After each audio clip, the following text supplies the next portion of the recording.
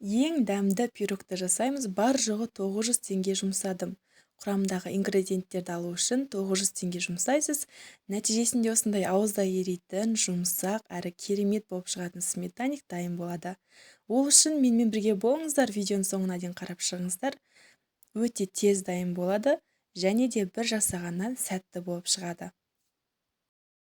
Осы сметаникті менің отбасым өте қатты жақсы көреді. Және де келген қонақтарыңызға да осы пирогты жасап көрсеңіздер, олардың да көңілдерінен шығады. Мен оған кепілдік бере аламын. Соңына дейін қарап шығыңыздар.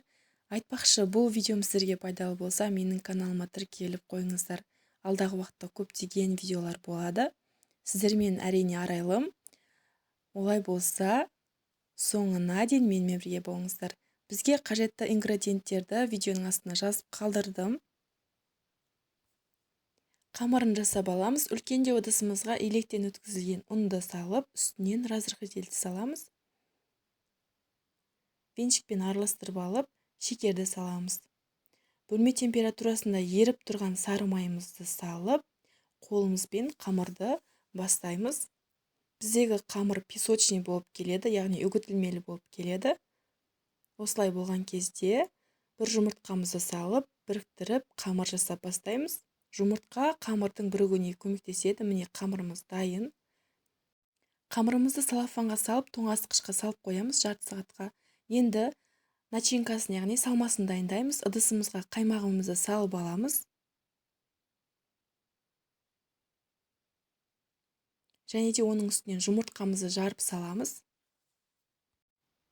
Үстінен шекерді саламыз. Венчиктің көмегіменен біркелкі болғанша араластырып аламыз.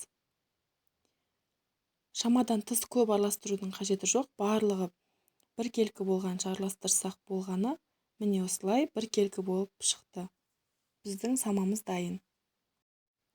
Тоңазытқыштағы қамырымызды алып, менде осындай таба болғандықтан үстінен пергамент қағазын төсеп, осылай жаңа қамырымызды теңдетіп, екі бөлікке бөліп, бірінші бөлігін осылай астыңғы жағына жайып шығамыз.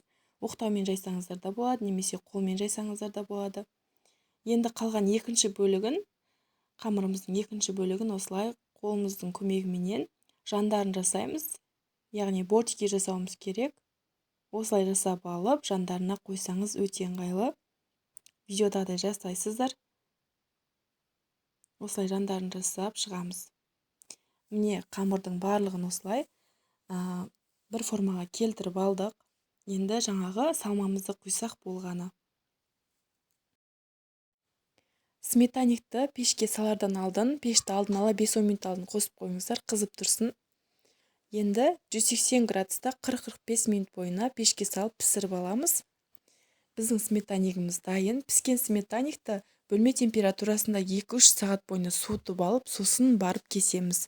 Сонда өзінің формасына ие болып, өте керемет болып шығады. Сіздерге айтып өткендегідей мінсіз пирогымыз дайын. Міндетті түрде жасап көріңіздер. Сіздермен бірге болған арайлым, астарыңыз дәмді болсын.